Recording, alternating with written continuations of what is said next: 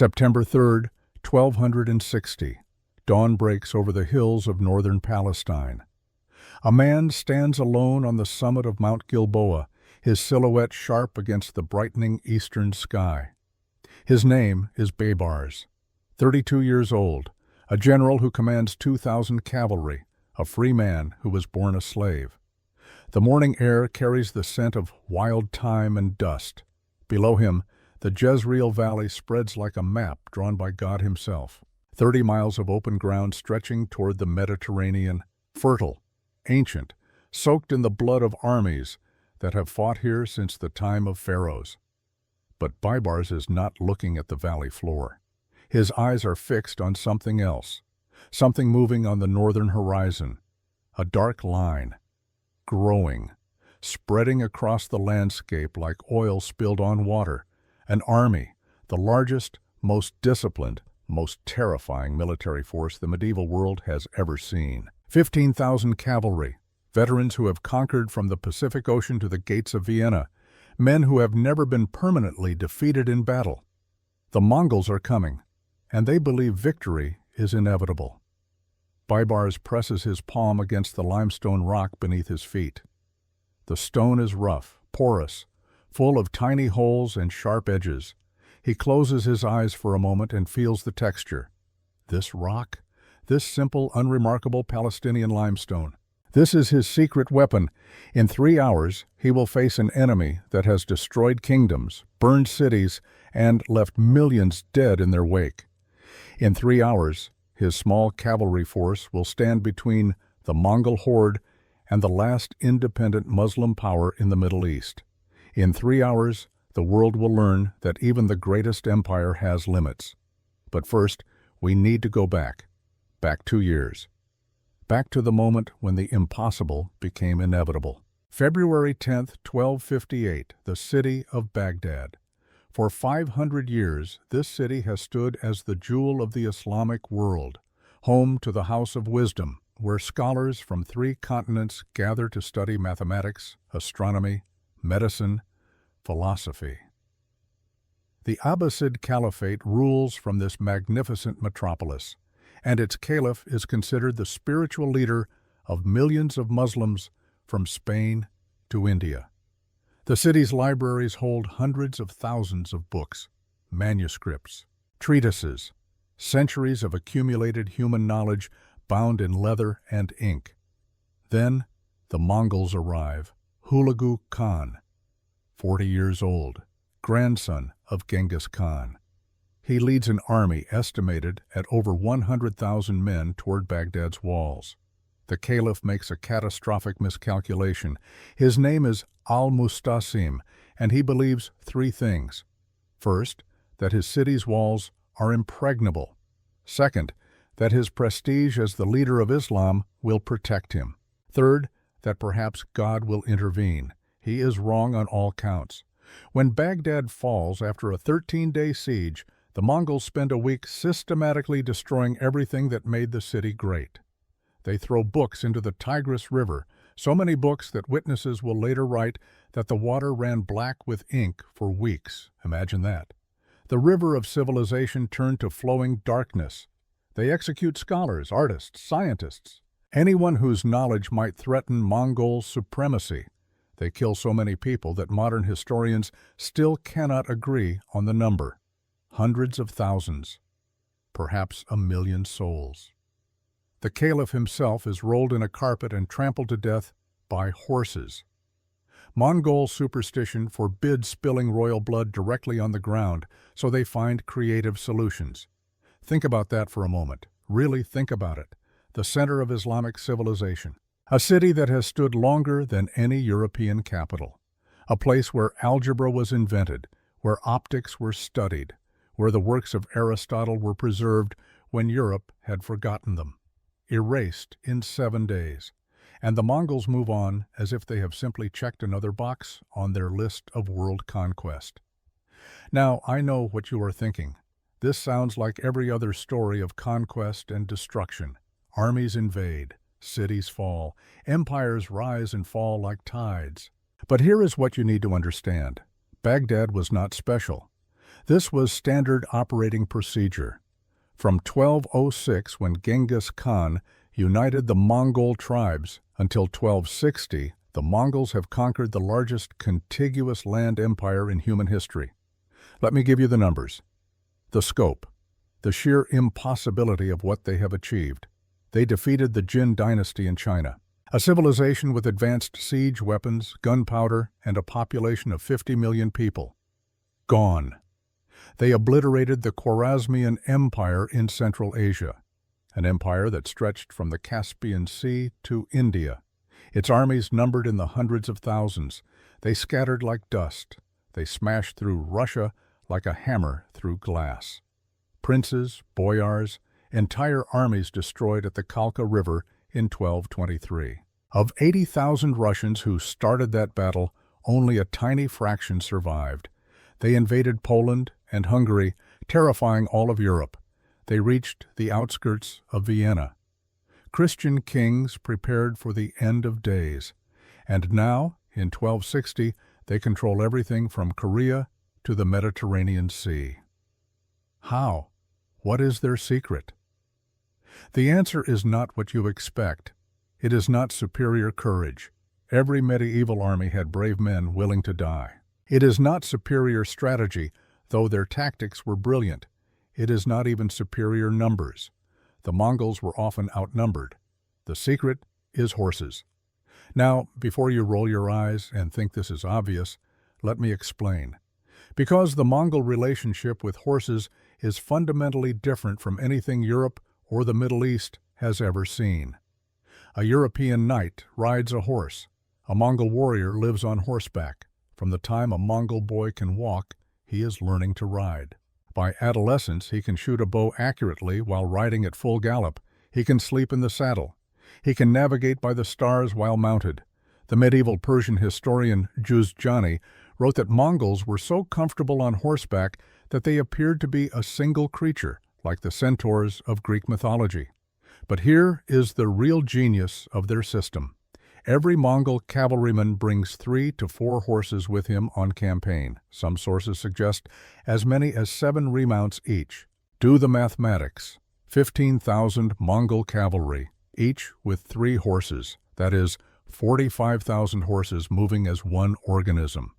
While a European knight rides one exhausted horse, the Mongol is constantly switching to fresh mounts.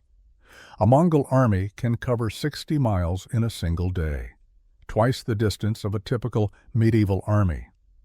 They can appear where they are thought to be impossible. Strike with devastating force, disappear before reinforcements arrive. The Mongol horse itself is perfectly adapted to this lifestyle.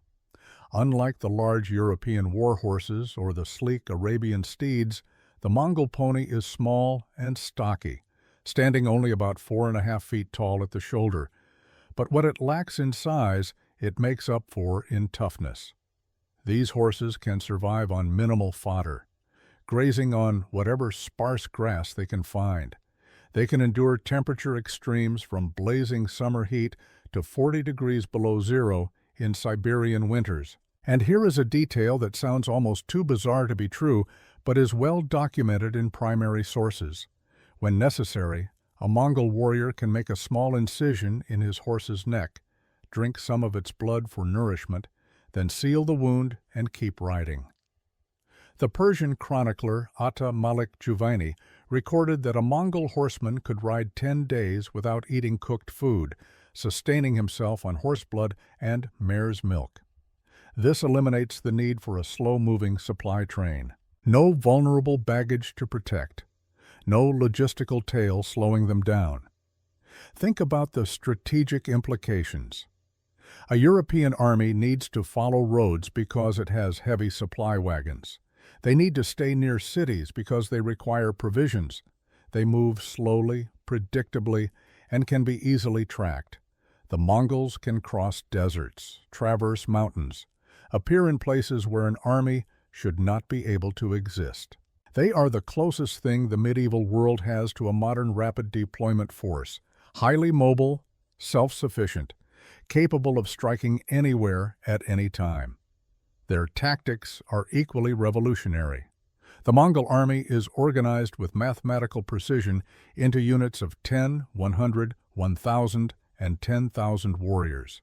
This decimal system allows for complex battlefield maneuvers that would be impossible for the feudal armies of Europe or the Middle East. A typical Mongol battle strategy goes like this. Light cavalry armed with powerful composite bows harass the enemy from a distance, raining arrows down while staying just out of reach. When the enemy charges to engage, the Mongols execute their famous feigned retreat. They turn and flee, appearing to be routed, drawing the enemy into pursuit. The enemy, thinking they have won, breaks formation to chase down the fleeing Mongols, and that is when the trap springs. The retreating Mongols suddenly wheel around, firing arrows backward from their saddles using a technique called the Parthian shot. Meanwhile, heavy Mongol cavalry hidden nearby charge into the now disorganized enemy flanks. Mongol horse archers circle the enemy formation, shooting from all sides while always staying mobile enough to avoid counterattack. It is devastating, and it works against everyone. Chinese pikemen, European knights, Muslim cavalry. No one has found a permanent answer. By 1260, this strategy has worked for over 50 years. No one has found a way to permanently stop them. Sure, there have been tactical defeats. The Mongols lose some battles, but they always come back stronger, always learn from their mistakes, always ultimately crush whoever opposes them. After Baghdad falls, the Mongols turn west into Syria. Damascus, one of the oldest continuously inhabited cities in the world, opens its gates without a fight in March of 1260. The Christian Armenian kingdom of Cilicia and the Crusader Principality of Antioch have already submitted to Mongol authority. They are providing auxiliary troops. The Mongols now control everything from Korea to the Mediterranean Sea. Only one major Muslim power remains, the Mamluk Sultanate of Egypt, and the Mongols fully intend to add it to their collection. Now, to understand who the Mamluks are and why they choose to fight rather than surrender, we need to talk about one of the strangest institutions in medieval Islamic society. The word Mamluk literally means owned or slave in Arabic. The Mamluks are enslaved boys, typically captured from the Turkic peoples of Central Asia or from the Caucasus region. These boys, usually between 8 and 12 years old, are purchased by Muslim rulers and brought to Egypt, where they undergo an extraordinary transformation. They are enrolled in what amounts to a military academy. For years, sometimes decades, they train horseback riding, archery, swordsmanship, wrestling. They learn to fire arrows with deadly accuracy while riding at full gallop. They study tactics and strategy. They memorize the Quran and convert to Islam. They form bonds with their fellow trainees that last their entire lives. And here is the twist that seems contradictory to modern ears.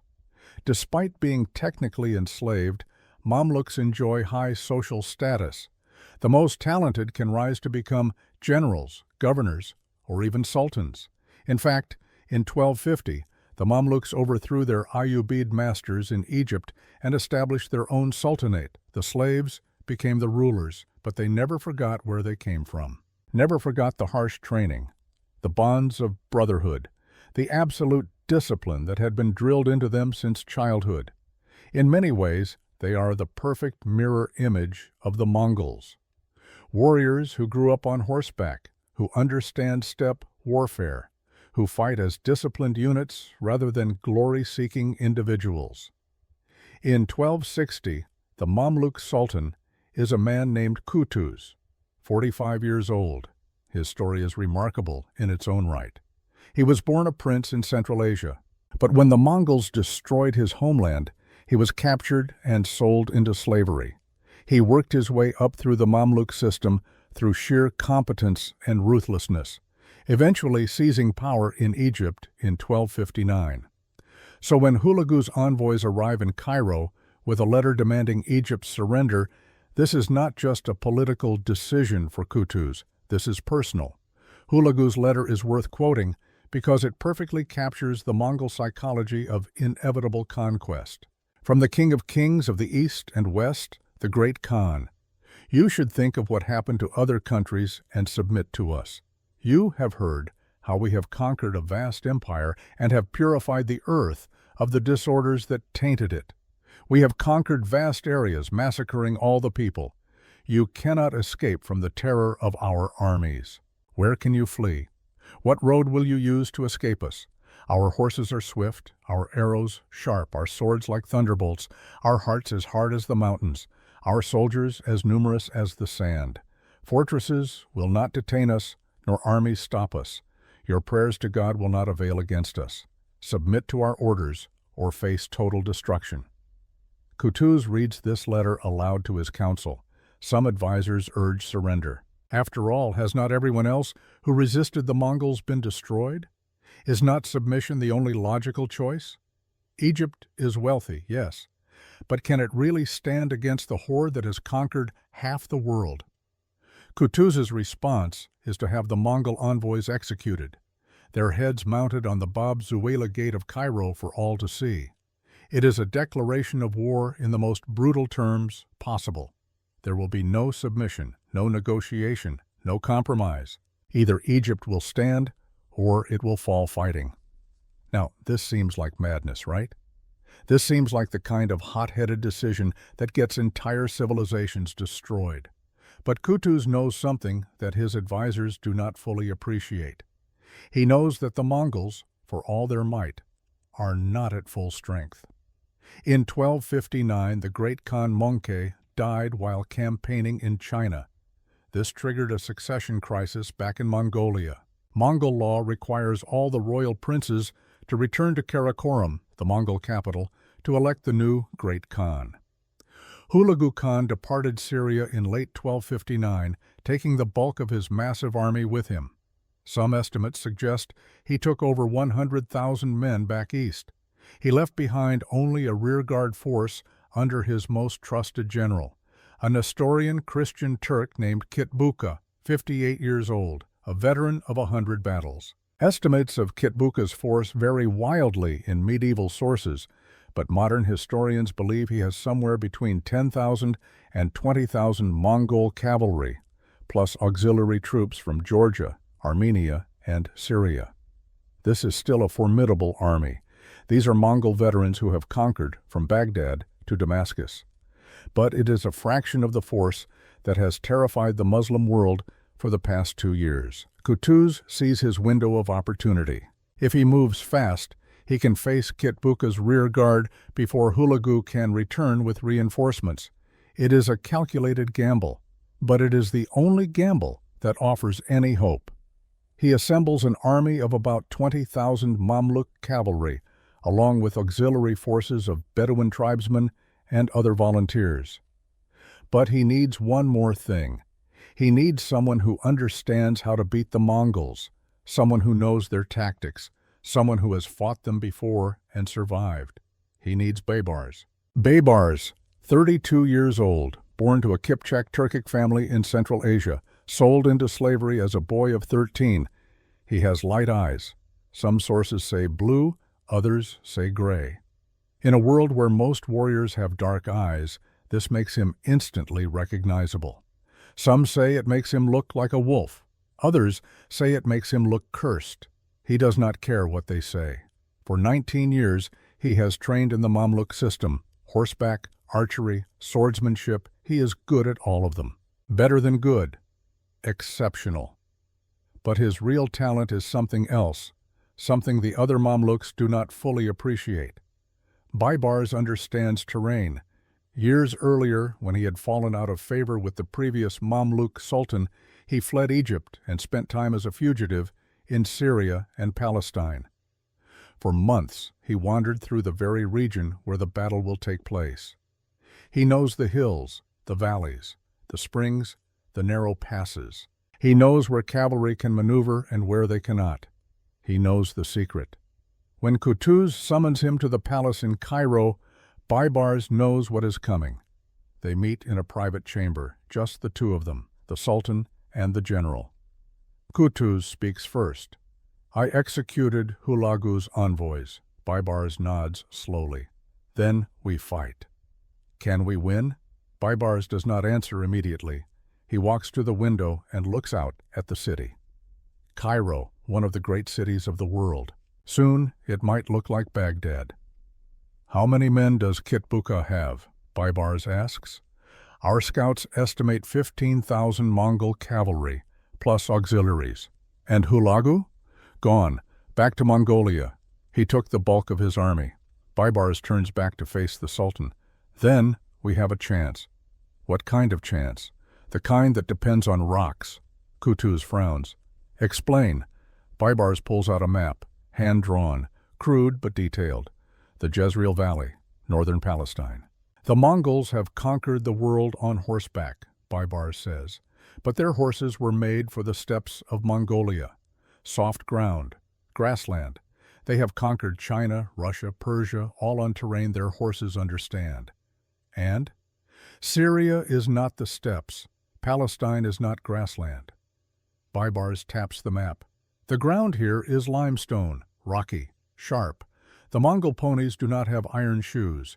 Their hooves will crack, chip, bruise. Every mile they travel on this ground, their horses get slower.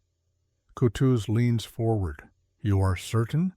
I spent 6 months wandering these hills. I saw it happen to my own horse before I learned to shoe him properly. The Mongols do not shoe their horses because they have never needed to. On the steppes, the soft ground keeps their hooves hard and healthy. But on rocky terrain, unshod hooves break down fast. And our horses? We shoe them, iron nails.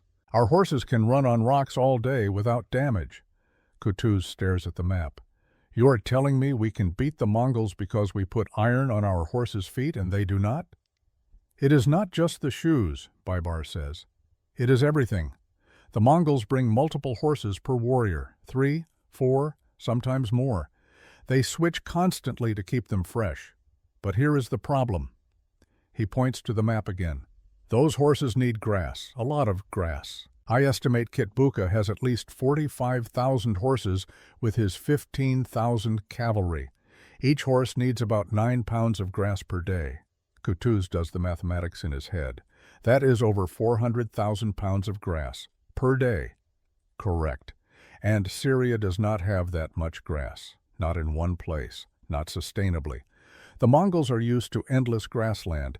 Here they will be constantly foraging, constantly moving to find grazing. Their horses will be hungry, tired, working harder with less food. While our horses are bred here, adapted to this climate, eating grain we bring with us. Kutuz sits back in his chair. For the first time since reading Hulagu's letter, he allows himself a small smile. So the great Mongol war machine has a weakness. Every machine has a weakness, Baibars says. The Mongols have built theirs around a specific environment. Take them out of that environment and they are still dangerous, still skilled, but not invincible. Where do we fight them? Baibars points to a spot on the map. Here, Ain Jalut, Goliath's Spring. The Jezreel Valley narrows there. Hills on both sides, rocky, forested, perfect for an ambush.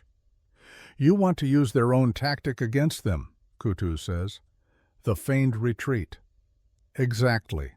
I take a small force onto the valley floor, provoke them, draw them deeper into the valley. You hide the main army in the hills. When they are fully committed, you attack from 3 sides. They will be trapped between the hills on ground that hurts their horses and helps ours. Kutuz studies the map for a long moment. It is a good plan, he finally says. But it only works if Kitbuka takes the bait. If he suspects a trap, he will not commit his full force. He will take the bait, Baibars says with certainty. The Mongols have never been permanently defeated. They have fought for 50 years and won every time. Kitbuka has no reason to suspect we can beat him. He will see my small force and think we are making a desperate stand. He will want to crush us quickly and move on to Cairo. And if you are wrong, then we die fighting, Baibars says simply. But if we do nothing, we die anyway. At least this way, we choose our ground. Kutuz nods slowly. When do we march? Immediately, before Kitbuka moves south, before Hulagu returns from Mongolia. We have a window, but it is closing. The Sultan stands, walks to Baibars, places a hand on his shoulder. "You have my authority. Assemble the army, we march north." As Baibars turns to leave, Kutuz speaks again. "One more thing. If we win this battle, if we somehow defeat the Mongols, I will give you Syria to govern. You will be more than a general. You will be a prince." Baibars looks back at the Sultan. Their eyes meet. "And if we lose?" "Then none of it matters." Baibars leaves the palace and begins preparing for war. He has 3 weeks to assemble an army, march 150 miles, and defeat an enemy that has conquered half the world. The clock is ticking. And somewhere to the north, Kitbuka is preparing to march south. The collision is inevitable now. 2 armies, 2 generals, 1 valley, only one will leave alive. July 15, 1260. The Mamluk army marches north from Cairo. 20,000 cavalry, support troops, supplies, a column stretching for miles across the desert. Baibars rides at the vanguard. Behind him, the sound of 40,000 hooves on sand, the rhythmic thunder of an army on the move. They travel fast, 60 miles in 3 days. Then they reach the border of a land controlled by their oldest enemies, the Crusader states. For 60 years, Mamluks and Crusaders have killed each other over control of the Holy Land. Countless battles, sieges, raids, blood feuds that span generations. Now Baibars must ask these same Crusaders for help. The irony is not lost on him. The fortress of Acre rises from the Mediterranean coast like a stone fist. Massive walls, towers that have withstood siege after siege, home to the Knights Templar, the Hospitallers, and what remains of the Crusader dream. Baibars and Kutuz approach with a small delegation. 10 men, no weapons visible, though daggers are hidden beneath their robes. The Crusader commander who meets them is named Julian de Maison, 63 years old, a veteran of the 7th Crusade. His face is weathered leather. His eyes are the pale blue of winter ice. He stands on the ramparts of Acre and looks down at the Muslim delegation. For a long moment, no one speaks. Then Julian descends the stairs and walks through the gate, alone, unarmed. It is a show of courage, or perhaps contempt. He stops 10 paces from Kutuz. "I know why you are here," Julian says in accented Arabic. "The Mongols." "You have heard?" Kutuz asks. "We have scouts. We know Kitbuka is marching south. We know Damascus fell without a fight. We know Baghdad is gone." Julian pauses. "We also know you executed Hulagu's envoys." "We did. That was either very brave or very stupid. Perhaps both," Kutuz admits. Julian looks at Baibars, studies him. "You were the one who raided our supply caravans 3 years ago, killed 16 of my men near Jaffa." Baibars meets his gaze. "I was following orders. And now you come asking for help."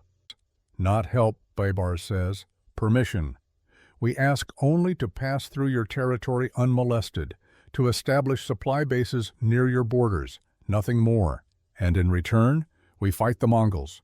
We win or we die. Either way, you benefit." Julian considers this. "You think you can beat them?" "We think we have to try." The Crusader commander turns and looks north, toward Syria, toward the approaching storm. 4 months ago, Julian says quietly, Kitbuka's forces sacked Sidon, a Crusader city. They killed the garrison, burned the churches. It was a demonstration, a message: submit or die. He looks back at Kutuz. "We thought about submitting. The Pope is far away. Reinforcements are not coming. We are the last Crusaders in the Holy Land, and we are dying slowly." "And now?" Kutuz asks. "Now we realize something. If Egypt falls, we are next. The Mongols do not distinguish between Muslim and Christian. They only distinguish between those who submit and those who resist." Julian extends his hand, not for a handshake, for something else. He draws a knife from his belt, a small blade. He cuts his palm. Blood wells up, dark red against pale skin. "An old custom," he says, "from my grandfather's time." Kutuz understands. He takes the knife and cuts his own palm, They clasp hands. Blood mingles, Muslim and Christian, enemies becoming allies against a greater threat. You may pass through our lands, Julian says. You may establish supply bases at Tiberias and Jenin. We will not attack you. We will not hinder you. But understand this. He tightens his grip. When you face Kitbuka, you face him alone. We will not fight beside you. We cannot afford to anger the Mongols directly. If you win, we celebrate quietly. If you lose, we deny we ever helped you. Agreed, Kutuz says. They release hands. The pact is sealed. As the Mamluks turn to leave, Julian speaks again. Baibars. The general stops. The men you killed at Jaffa, one of them was my nephew, 18 years old. Baibars says nothing. I tell you this, Julian continues, so you understand. I am not helping you because I like you. I am not helping you because I forgive you. I am helping you because the Mongols are a plague that will consume us all if they are not stopped. I understand. Do you? Julian's eyes are hard. Win this battle, not for Allah, not for your sultan. Win it because if you do not, everything we have built here, everything we have bled for, Muslim and Christian alike, will be ash and memory. Baibars nods once. Then he mounts his horse and rides back to the army. That night, alone in his tent, Baibars thinks about Julian's nephew, 18 years old, probably eager, probably thought he would live forever.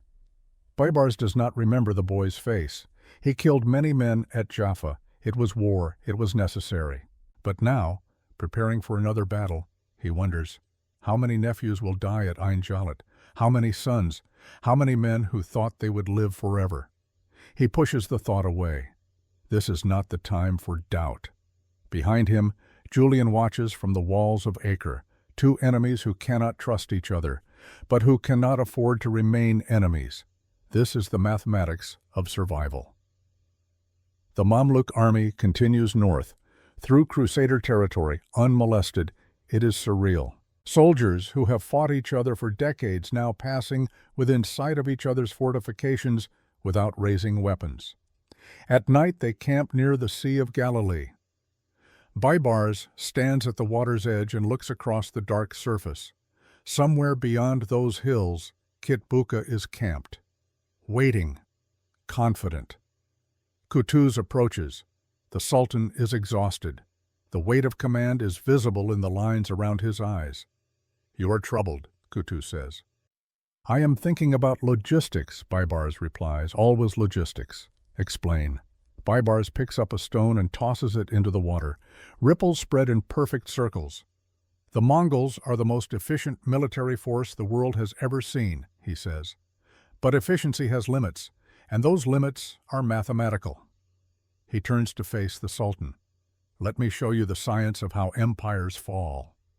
They return to the command tent, maps spread across a table, candles casting flickering shadows.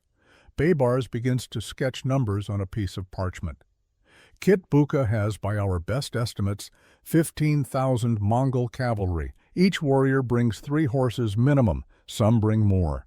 Let us be conservative and say 3. He writes, 15,000 times 3 equals 45,000 horses. Each horse needs approximately 9 pounds of grass per day to maintain fighting condition, more if they are working hard. He writes, 45,000 times 9 equals 405,000 pounds of grass per day. Kutuz stares at the number. That is impossible. It is possible on the Mongolian steppes, Baibars says, because the steppes are endless grassland. A Mongol army can spread out over miles. Horses graze constantly. They move from area to area. The grass regenerates behind them. He points to the map of Syria. But Syria is not Mongolia. Syria is semi-arid. It has grassland, yes, but scattered, limited. A horse herd of 45,000 animals needs roughly 8 square miles of good grazing land every single day. And if they do not have it, then the horses weaken. They lose weight. They become slower, more prone to injury, less able to execute the rapid maneuvers that make Mongol cavalry so deadly. Baibars pulls out another piece of parchment. On it, he has drawn a detailed sketch of a horse's hoof. Now let me show you the second problem. The one the Mongols do not even know they have. He taps the drawing. A Mongol pony's hoof is adapted to soft ground, grassland, dirt. The hoof is hard, yes, but it wears down naturally against soft surfaces. This constant, gentle abrasion keeps the hoof tough and healthy. He picks up a piece of limestone from the tent floor. But this is what Palestinian ground looks like. Limestone, basalt in some areas, sharp, porous, full of tiny edges like miniature knives. Baybars runs the stone across the parchment. It leaves a rough, torn mark. This is what happens to an unshod hoof on rocky terrain. The hoof wall cracks, chips, the sole bruises. After a few miles, the horse is limping. After 10 miles, the horse is lame. And our horses? Baybars pulls a horseshoe from a saddlebag. Iron, curved, nail holes along the edges. We shoe our horses, have for generations. This iron protects the hoof from the rocks. Our horses can gallop on limestone all day and suffer no damage. Kutuz picks up the horseshoe, feels its weight. Such a simple thing. A curved piece of iron. You're telling me, the Sultan says slowly, that we can defeat the greatest cavalry force in history because we put iron on our horses' feet and they do not? It is not just the iron, Baybar says. It is the accumulation of disadvantages, weak grass, rocky ground, horses that are tired, hungry, and sore-footed. None of these things alone would stop the Mongols, but together? He looks at Kutuz. Together they create an opportunity, a narrow window where the invincible become merely dangerous. The Sultan is quiet for a long moment. There is one more thing, Baybar says, a weapon the Mongols have never encountered. The next morning, Baybars assembles a group of Egyptian engineers, 6 men who have worked with mining operations in the Sinai. They bring with them 20 wooden crates. Open them, Baybars orders. The crates are pried open. Inside are metal tubes, each about 3 feet long, one end sealed, the other end open. They look like primitive cannons. Midfa, one of the engineers explains. Fire tubes. We use them in mining to crack rock faces. Pack the sealed end with gunpowder. Insert a fuse. Light it. The explosion shatters stone. Baybars picks one up. Heavy, crude, but functional. Can they kill a man? He asks. At close range, yes. We can pack them with metal fragments, stones, but they are not accurate. The tube is not rifled. The projectiles scatter. I do not need them to kill men, Baybar says. I need them to terrify horses. The engineer frowns. Terrify? The Mongols train their war horses to ignore many things. The screams of wounded men, the clash of steel, the smell of blood. But they have never trained them for one thing. Baybar sets the midfa down carefully. Explosions. Loud, sudden, accompanied by smoke and fire, a sound and spectacle unlike anything in nature. Understanding dawns on the engineer's face. You want to use the sound, not the projectiles. Exactly. Can you prepare 50 of these tubes? Pack them with extra powder for maximum noise and smoke? Yes, but it will take time. You have 4 days, Baybar says. After that, we fight. The engineers get to work. That night they test one midfa in a secluded valley. Baybars watches as the engineer lights the fuse. 5 seconds of sizzling. Then the explosion. The sound is tremendous. A sharp crack that echoes off the valley walls like thunder. Smoke billows from the tube in a thick black cloud. Nearby, Mamluk horses shift nervously but hold their positions. They are accustomed to loud noises, battle-trained. But there are also 2 Mongol horses in the camp, captured months ago during a border skirmish. Baybars watches them carefully. When the midfa fires, both Mongol horses rear violently. One breaks its tether and bolts into the darkness. The other bucks so hard its handler is thrown to the ground. Baybar smiles. Prepare all 50 tubes, he tells the engineer. Position them in the hills overlooking Ain Jalut. Space them out. I want the Mongols to think they are surrounded by explosions. It will work? It will create chaos, Baybar says. and in chaos the side that knows the ground wins.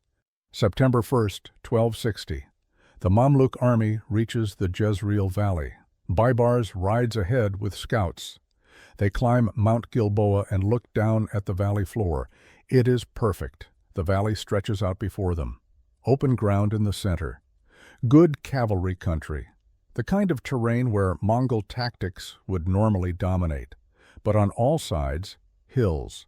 Mount Gilboa to the south, the hills of Lower Galilee to the north, Mount Tabor looming to the northeast.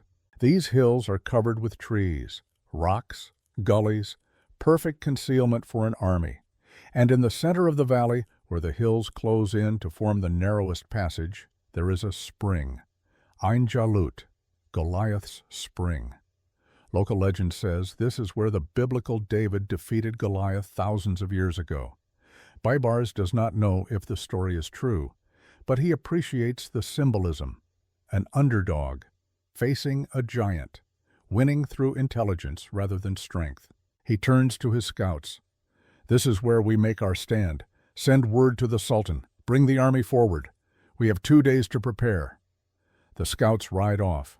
Baibars remains on the hilltop, looking down at the killing ground. In 2 days, 15,000 Mongol cavalry will ride into this valley. They will see open ground and think it favors them.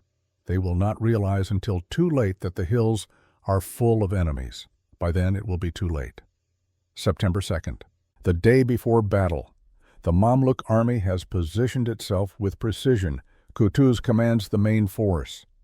18,000 cavalry and infantry hidden in the hills and trees surrounding Ain Jalut. They are not camped in neat rows. They are scattered, dispersed among the rocks and vegetation.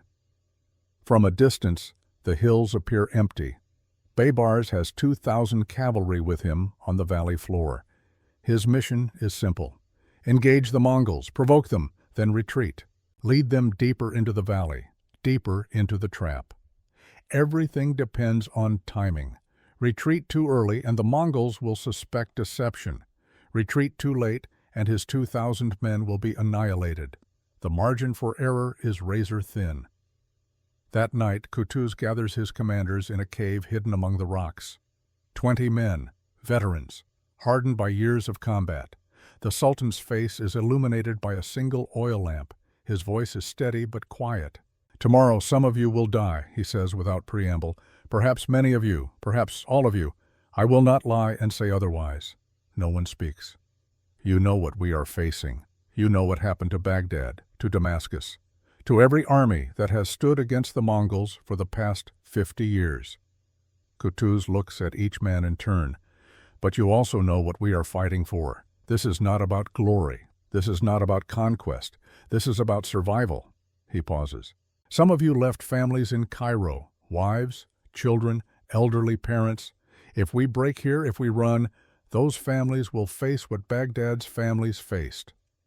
The lamp flickers. Shadows dance on the cave walls. The Mongols do not distinguish between soldiers and civilians. They do not take cities intact and rule them gently. They erase, they obliterate, they turn civilizations into dust. Kutuz's voice hardens. Tomorrow we stand between the Mongol horde and everything we love. Everything we have built, everything we are. He draws his sword. The blade catches the lamplight. We stand not because we are certain of victory. We stand because we cannot live with the alternative. We stand because our children deserve a world where they do not have to ask us, "Why did you not fight when you could?" The commanders rise. One by one they draw their own swords, 20 blades gleaming in the darkness. "For Egypt," Kutuz says. "For Egypt," they echo. The council disperses. The commanders return to their positions in the hills. Only Baibars remains. Kutuz sheathes his sword and looks at his general. "You understand what I am asking you to do tomorrow?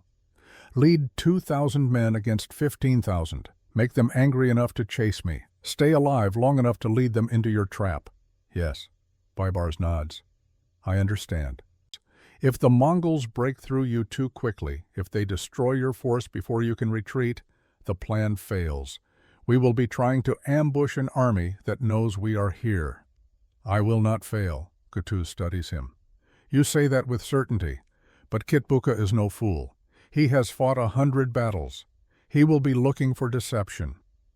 He will be looking for deception from an enemy who fears him, Baibars says. But I do not fear him. I fear failure. There is a difference. The Sultan places a hand on Baibar's shoulder. When this is over, when we have won, I will keep my promise. Syria will be yours to govern. You will be more than a general. You will be a prince of the realm. Baibars meets his eyes. Something flickers in those wolf-gray depths. Gratitude? Ambition? Something else? We should both survive first, Baibars says. Then we can discuss rewards. He turns to leave, then stops. One more thing, my Sultan. Tomorrow when you attack from the hills, remove your helmet. Kutuz frowns. That is suicide. I will be a target. You will be inspiration, Baibars says. The men need to see your face. They need to see that their Sultan is willing to die alongside them. It will make the difference between an army that fights and an army that conquers. You are asking me to make myself vulnerable. I am asking you to make yourself visible. There is a difference. Kutuz considers this, finally nods. I will do it.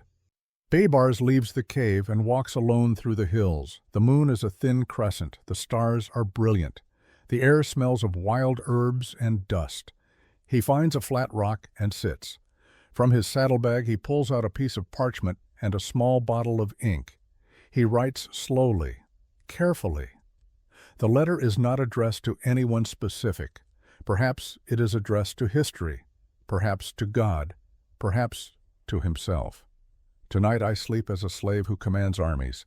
Tomorrow I either die as a slave or prove that even slaves can defeat emperors. There is no middle path.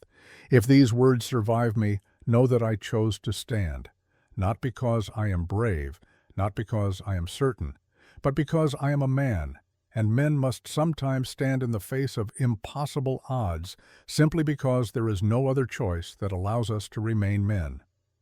He folds the parchment and places it in a leather pouch. He will give it to a trusted subordinate in the morning. If he dies, perhaps someone will find it, perhaps not. It does not matter. What matters is tomorrow. Across the valley in the Mongol camp, Kitbuka sits with his officers. He is 58 years old, a veteran of more battles than he can count. He has served Hulagu Khan faithfully for decades, has helped conquer an empire. Now he has been left behind with a rearguard force while Hulagu returns to Mongolia. It is not an insult, it is a sign of trust. Guard the rear. Consolidate the conquered territories. Prepare for the next phase. But Kitbuka is restless. His scouts have reported that a Mamluk army has marched north from Egypt, 20,000 men. They are somewhere in the area, probably preparing to make a stand. Let them come, Kitbuka tells his officers. The sooner we crush them, the sooner we can march on Cairo. One of his subordinates, a cautious man named Temur, speaks up. My lord, the terrain here is different from what we are accustomed to. Rocky, hilly. Perhaps we should wait for more favorable ground. Kitbuka waves dismissively.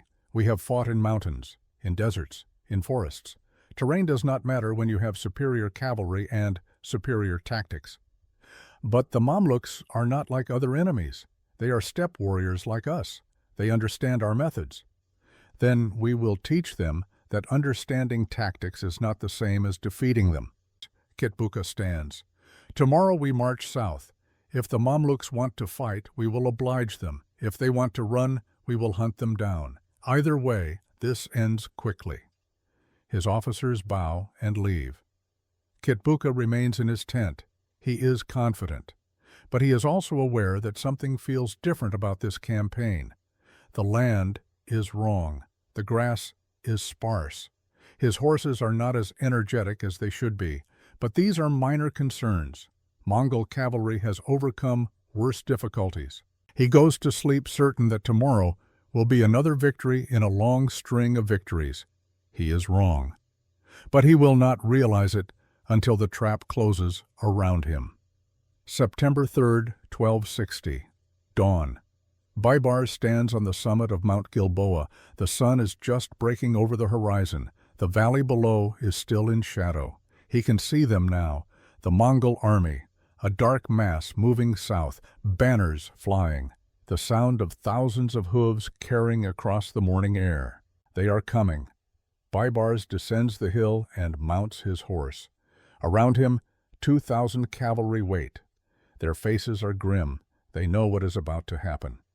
"Listen to me," Baibars says. His voice carries across the assembled riders. "In a few hours, you will face the army that has conquered the world. Some of you will die, but those who survive will be part of something greater than victory. You will be the men who prove that empires can fall, that the invincible can bleed, that intelligence matters more than strength." He draws his sword. "Today, we are the bait. We are the lure. We are the sacrifice that makes the trap work. It is not a glorious role, but it is the most important role. Without us, there is no ambush.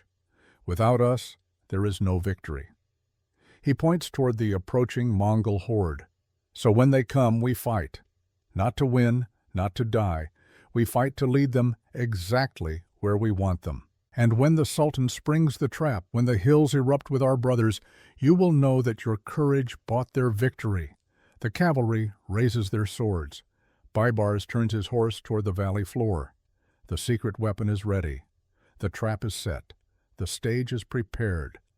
Now comes the performance that will change history. The Mongols are coming. And beneath the rocky ground of Palestine, the earth itself waits to become a weapon. 7 o'clock in the morning. September 3rd, 1260. The Mongol army enters the Jezreel Valley. From his position on the valley floor, Baibars watches them come. 15,000 cavalry, Armenian auxiliaries, Georgian troops, Syrian warriors pressed into service. The morning sun is behind the Mongols. It shines directly into the eyes of Baibars and his 2,000 men. This is not an accident. Kitbuka has positioned his approach carefully.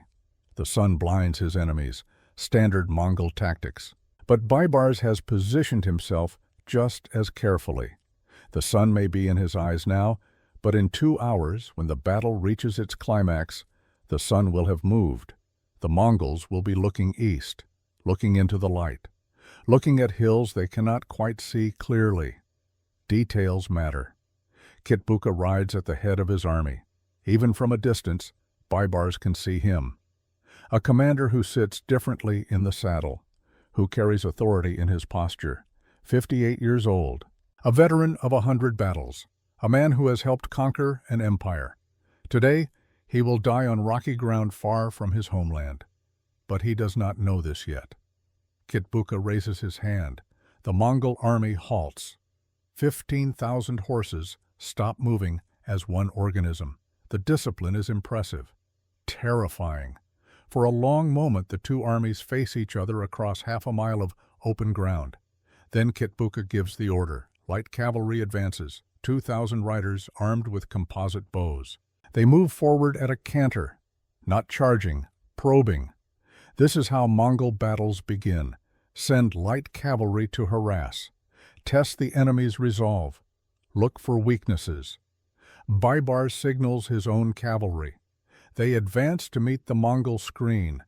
The first arrows fly. They whistle through the morning air. Some find targets. Men cry out. Horses scream. Blood is spilled on Palestinian dust. But this is not the real battle. This is the prelude. Baibars' cavalry engages for perhaps 10 minutes. Riding in, loosing arrows, wheeling away. Classic hit-and-run tactics. They are using Mongol methods against Mongols. And Kitbuka notices. From his command position, the Mongol general watches these Egyptian cavalry with growing interest. They fight like steppe warriors. They understand mounted archery. They know how to preserve their horses' energy while inflicting casualties. These are not the timid Arabs who fled from Damascus. These are real soldiers. Good. A real battle is more satisfying than a massacre. Kitbuka orders a stronger assault. 5,000 cavalry now. Heavy horse archers. They push forward with greater aggression. Baibars 2,000 are now badly outnumbered. They fight desperately. Men fall, horses collapse. The Mamluk line begins to buckle. This is the critical moment. Retreat too soon, and Kitbuka suspects a trap. Fight too long, and there is no army left to retreat. Baibars watches, calculates, waits. An arrow strikes the man next to him. The warrior topples from his saddle without a sound, dead before he hits the ground. Still Baibars waits. His cavalry is being pressed hard now. The Mongols are executing a textbook encirclement, wings spreading to envelope the Mamluk flanks. Now, Baibars raises his sword and signals the retreat. His cavalry turns and flees south. Down the valley, toward the narrow passage where the hills close in, toward Ain Jalut. To the Mongols, it looks exactly like what they expect. The enemy has put up a brave fight but is breaking under pressure. Now is the time to pursue, to destroy the fleeing army before it can regroup. Kitbuka gives the order, full pursuit. All cavalry, do not let them escape. The Mongol army surges forward, 15,000 horsemen thundering south. The ground shakes. The sound is like continuous thunder. They are magnificent, terrifying, a force of nature made flesh, and they are riding into a trap. Baibars leads his retreating cavalry down the valley at a carefully controlled pace. Not too fast. He needs the Mongols to stay close, to believe they are about to catch him. Behind him, he can hear them. The drumming of hooves, the battle cries in a dozen languages. Getting closer. The valley is narrowing now, hills rising on both sides, trees and rocks covering the slopes. In those hills, hidden among the trees and rocks, 18,000 Mamluk warriors wait. Kutuz watches from his concealed position on the eastern slope. He can see Baibars leading the Mongol army deeper into the valley. Closer, closer. The Sultan's hand rests on his sword hilt. His knuckles are white. Not yet. The Mongols are strung out now, a long column stretched across 2 miles of valley floor. Their formation has become loose, ragged. They are so focused on the chase that they have stopped watching the hills. Closer. The narrowest point of the valley approaches. Ain Jalut, the spring that gives this place its name. The ground here is only 200 yards wide. Hills press in from both sides. Baibars' cavalry reaches this choke point and keeps going. Mongol cavalry pours in after them, thousands of horses in a constricted space. Now, Kutuz removes his helmet. His commanders see this signal and pass it along. All across the hills, Mamluk warriors prepare to attack. The Sultan stands in his stirrups. Every soldier on the eastern slope can see his scarred face, his white hair, his expression of grim determination. He raises his sword high.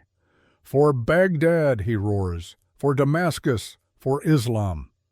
And the hills explode with warriors. From 3 directions, 18,000 Mamluk cavalry and infantry pour down the slopes. The Mongols, caught in the narrow valley, suddenly find themselves surrounded. Enemies to the north, east, west. The trap has closed. Chaos erupts immediately. Mongol commanders try to reorganize, try to form defensive circles. But the ground is too narrow. Too many horses in too small a space. Warriors cannot maneuver, cannot execute their practiced tactics. And then, the Midfa fire. 50 thunder tubes positioned in the hills. They detonate in rapid sequence. Crack, crack, crack. The sound is tremendous, amplified by the valley walls. Each explosion echoes and re-echoes. It sounds like the sky is splitting open. Thick black smoke billows from the hillsides. The acrid smell of gunpowder fills the air. The Mongol horses panic. These are war horses, trained to ignore swords, trained to ignore screams, but they have never experienced anything like this. The sound, the smoke, the fire. Horses rear, buck, bolt. Riders are thrown. Warriors who have ridden since childhood suddenly find themselves on the ground, disoriented, vulnerable. The carefully disciplined Mongol formation disintegrates into chaos. And into this chaos charge the Mamluks. Kutuz leads the eastern assault personally. His helmet is off, his white hair streaming. Every soldier can see him. The effect is electric. Mamluk warriors fight with ferocity born of desperation. This is not about conquest. This is about survival, about protecting families in Cairo, about preventing another Baghdad. They crash into the disorganized Mongol ranks like a hammer striking an anvil. Steel meets steel. Men scream, horses scream, blood sprays across limestone rocks. The Mamluks have advantages here that the Mongols do not fully understand yet. Their horses have iron shoes. They can charge downhill over rocky terrain without hesitation, without slipping. The Mongol horses, with cracked and bruised hooves from days of traveling over limestone, move more slowly, more carefully. They stumble on loose rocks. Their riders cannot execute the rapid maneuvers that normally give Mongols their edge. The heavier Mamluk cavalry, mounted on larger horses, bowl over the lighter Mongol horsemen in the confined space. This is not the open steppe where Mongol mobility dominates. This is close quarters brutality. And in close quarters, weight and armor matter. The battle becomes a grinding melee. Kitbuka, trapped in the middle of the chaos, finally understands what has happened. He has been outmaneuvered, outthought, led into a killing zone by an enemy he underestimated. But he is a Mongol general. He has faced desperate situations before. He rallies his best cavalry. Break through the western flank. Fight our way out. Mongol discipline reasserts itself in pockets. Veteran warriors form into wedges. They charge the Mamluk western line with coordinated fury, and they succeed. The western flank buckles. The Mongols punch through. For a moment it looks like they might escape the trap, might regroup outside the valley and turn this disaster into a fighting retreat. This is the critical moment of the battle. If the Mongols break through and escape, they remain a viable fighting force. They can retreat to Syria, call for reinforcements, return with overwhelming numbers. Kutuz sees the danger. He is on the eastern slope.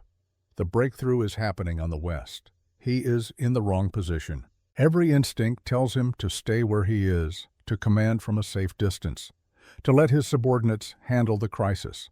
Instead, he does something that defines his entire life in a single action.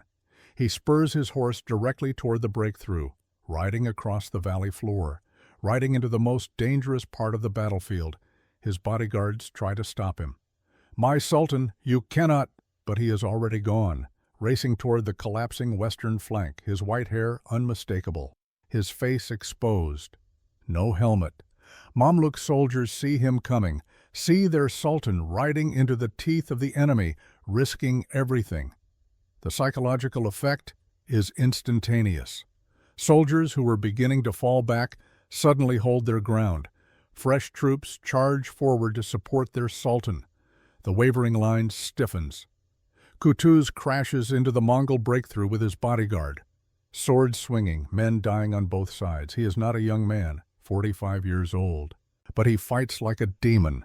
A Mongol warrior swings a mace at his head. Kutuz blocks with his shield. The impact nearly unseats him. He counters with a sword thrust that catches the Mongol in the throat. Another enemy charges. Kutuz's horse rears and kicks. The Mongol horse goes down. All around him, the battle rages. Steel on steel. Screams, blood, chaos. But the line holds. The Mongol breakthrough is contained, pushed back. The trap remains closed. Kitbuka, watching from his position, sees his escape route collapse. He realizes with cold certainty that this battle is lost. But there is still one thing a Mongol general can do, one final act. He can die fighting. Kitbuka rallies his remaining cavalry, perhaps 3,000 men still in fighting condition. He forms them into a final charge. They will not escape. They will not surrender. They will die like Mongols, taking as many enemies with them as possible. "For the Khan!" Kitbuka roars. "For the Empire!" The Mongol veterans charge one last time. It is magnificent, futile, heroic. They crash into the Mamluk center. The fighting becomes savage, hand to hand, no quarter given, none asked. Kitbuka's horse is struck by 3 arrows. The animal staggers, falls. Kitbuka is thrown to the ground. He rises immediately, sword in hand, blood streaming from a cut on his forehead. Mamluk soldiers surround him, 10 men, 20. He kills 2 before they overwhelm him. They drag him down, pin him, disarm him. An officer recognizes the quality of his armor. This one is important. Take him alive. They bind his hands and bring him before Kutuz. The Sultan sits on his horse, breathing hard. His sword is notched, his armor dented, but he is alive. Kitbuka is brought forward and forced to his knees. The 2 men look at each other, general to general, warrior to warrior. Kutuz speaks first. You have shed so much blood wrongfully, ended the lives of champions and dignitaries, overthrown ancient dynasties. Now you have finally fallen into a snare yourself. Kitbuka's response is immediate, cold, defiant. If I am killed by your hand, I consider it to be God's will, not yours. Do not be deceived by this event for one moment. When the news of my death reaches Hulagu Khan, the ocean of his wrath will boil over. From Azerbaijan to the gates of Egypt, the earth will quake with the hooves of Mongol horses. His eyes are hard as stones. You have won one battle. You have not won the war. Kutuz stares at him, then nods slowly. Perhaps you are right, the Sultan says quietly. Perhaps Hulagu will return with 100,000 men. Perhaps we will all die screaming. He leans forward in his saddle. But not today. Today the invincible empire has learned to bleed. He signals to his guards, execute him. They behead Kitbuka on the battlefield. His head is wrapped and prepared for transport to Cairo. The Mongol general dies as he lived, unbroken, defiant to the end. With their commander dead, the remaining Mongol forces collapse entirely. Those who can flee north, racing back towards Syria. But they are pursued relentlessly. And here is where the terrain exacts its final toll. Fleeing cavalry on exhausted horses with damaged hooves, trying to escape across rocky ground while pursued by fresh Mamluk cavalry on shod horses. It is not a retreat. It is a slaughter.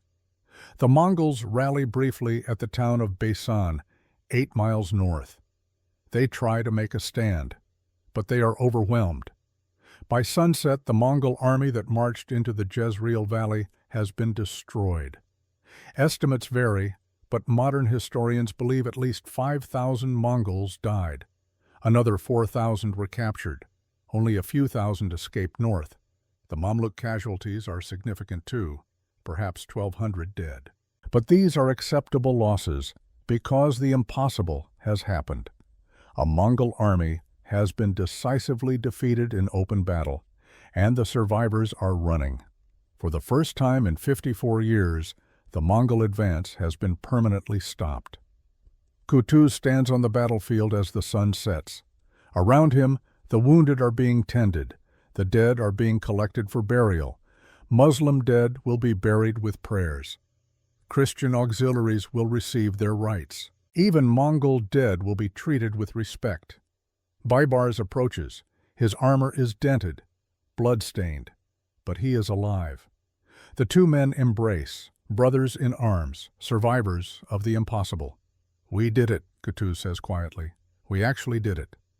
You did it, Baibars replies, when you charged the breakthrough, when you removed your helmet. That is what won this battle. Kutuz shakes his head. No, you won this battle when you studied the rocks beneath your feet, when you understood that horseshoes matter more than swords. They stand together in silence, watching the sun sink below the hills. What happens now? Baibars asks. Now we send Kitbuka's head to Cairo. We let the world know that the Mongols can be beaten, and then we march north. North? Damascus, Aleppo, all of Syria. The Mongols are broken here. We do not give them time to recover. Within days, the Mamluks march north and retake Damascus. Within a month, Aleppo is liberated. Syria, which had been under Mongol control for only a few months, returns to Muslim hands. The news spreads across the medieval world like wildfire. In Cairo, there are celebrations in the streets. In Baghdad's ruins, in captured Damascus, everywhere the Mongols have conquered, people begin to whisper. Maybe the empire is not invincible. Maybe resistance is possible. But here is where the story takes its darkest turn. October 24th, 1260, 7 weeks after Ain Jalut. Qutuz is returning to Cairo with his victorious army. They stop to hunt in a forest near the town of Salihiyah. It is a celebration, a moment of relaxation after weeks of campaigning. Qutuz rides with a small group, 10 men, trusted officers. Among them is Baibars. They pursue deer through the trees, laughing, enjoying the simple pleasure of the hunt. And then Baibars falls back. Lets Qutuz ride ahead. The Sultan does not notice. He is focused on the hunt. Baibars draws his bow. He has practiced this shot 10,000 times. He could make it in his sleep. He aims at Qutuz's back. For a moment he hesitates. This man saved his life. This man made him a general. This man trusted him. But Baibars remembers the promise. Syria, governorship, power. And he remembers Qutuz saying, "Wait, not yet. You need more experience." The promise broken or postponed. It amounts to the same thing. Baibars releases the arrow. It strikes Qutuz between the shoulder blades. The Sultan lurches forward in his saddle, cries out. 5 other officers, co-conspirators, emerge from the trees. They surround the wounded Sultan, swords drawn. Qutuz turns his horse, looks at Baibars, blood spreading across his tunic. "Ben, why?" Baibars' face is stone. "You promised me freedom. You gave me orders. I needed time to..." But the other conspirators do not let him finish. They strike. Multiple sword blows, ensuring death. Qutuz falls from his horse. The man who defeated the Mongols, the man who saved Islamic civilization, the man who stood bareheaded in the face of empire, dead in a forest, killed by his own general. Baibars dismounts, stands over the body. His eyes are wet, but his voice is steady. "I am sorry, my Sultan, but I have been a slave too long." Baibars returns to the camp. He claims Qutuz died in a hunting accident, an unfortunate fall from his horse. Some believe him, some do not. The 5 co-conspirators who helped kill Qutuz watch Baibars carefully. They know the truth. They are complicit. But they also know that if they speak, they die. Baibars meets with them privately. Qutuz died serving Egypt. That is the story. Anyone who says otherwise is a traitor to the realm. The message is clear. Silence or death. Within days, Baibars is proclaimed the new Sultan of Egypt. The army celebrates. The man who planned the victory at Ain Jalut, the brilliant general, the hero. But in the back of the funeral procession, an old soldier watches with knowing eyes. He was Qutuz's bodyguard for 20 years. He saw the arrow wound. He knows what arrows from behind look like. He says nothing. What can one old soldier do against the new Sultan? But he remembers, and he teaches his sons to remember. Some truths are too dangerous to speak, but they do not die. They bury Qutuz in a simple grave outside Cairo. No grand monument, no elaborate tomb. Baibars personally places the shroud over the body. His hands do not shake. "You were a great Sultan," he says quietly, when no one else can hear. "But you promised me freedom and gave me orders. I have been a slave long enough." He covers Qutuz's face. "Forgive me, or do not." It changes nothing. Years later, travelers passing Qutuz's grave will report a strange thing. No matter how dry the season, there are always wildflowers growing there, red poppies, as if the earth itself remembers. Some say it is God's judgment on Baibars. Others say it is simply coincidence. Baibars, when told of this, says nothing, but he never visits the grave again. Baibars rules Egypt for 17 years, 1260 to 1277, and he is brilliant. He defeats subsequent Mongol invasions. In 1277, Mongol forces briefly occupy Damascus again.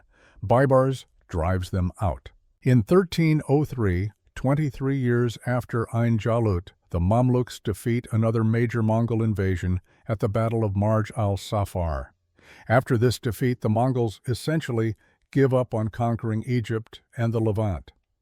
Ain Jalut has marked the high water mark of Mongol expansion westward.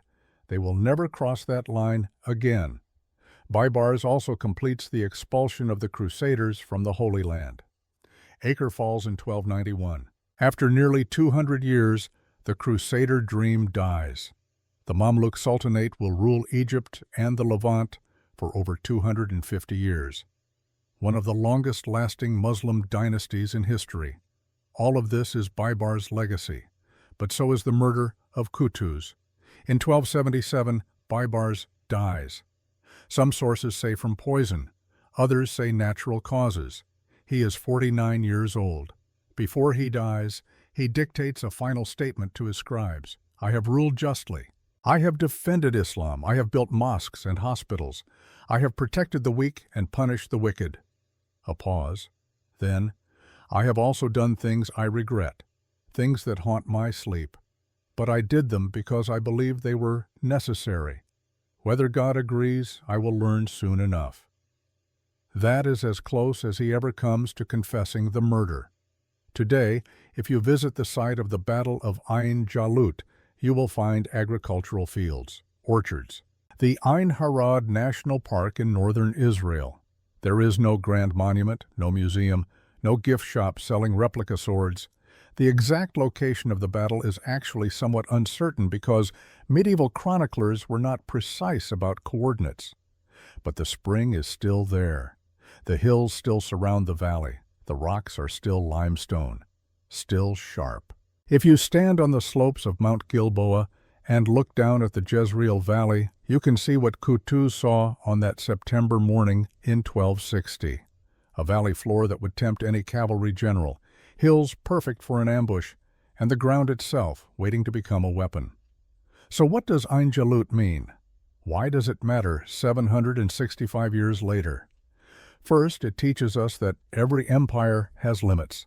The Mongols conquered from the Pacific to Eastern Europe, the largest contiguous empire in human history, seemingly invincible.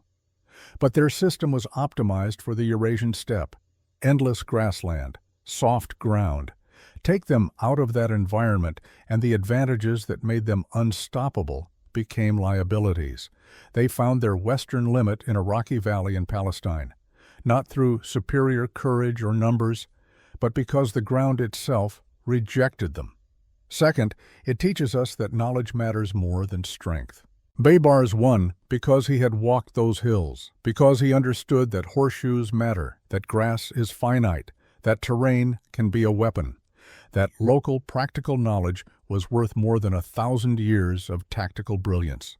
Third, it teaches us that history is human, complicated, messy. Qutuz deserves to be remembered as a hero. He risked everything. He won the battle that saved Islamic civilization. His reward was to be murdered 7 weeks later by his own general. Baibars deserves to be remembered as a brilliant strategist. He defended Egypt for 17 years, but he was also an assassin. Both things are true. Neither cancels out the other. This is not a fairy tale with clear heroes and villains. This is history. And history does not offer neat endings. There is one final lesson, the most important one. The ground beneath your feet can matter more than the sword in your hand.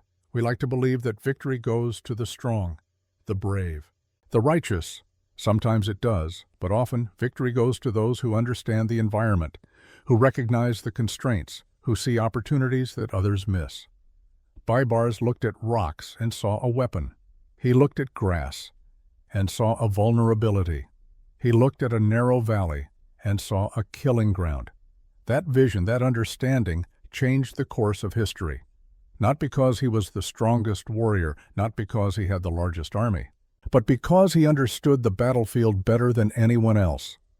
The Mongols conquered the largest land empire in history, but they learned at Ain Jalut that there is always ground where even the greatest army stumbles. Every strength has a weakness. Every advantage has a cost. Every empire finds terrain where it cannot tread. On September 3, 1260, the terrain of the Jezreel Valley decided the fate of civilizations. The rocks beneath Bibar's feet became the weapon that saved the world. Sometimes, terrain is destiny.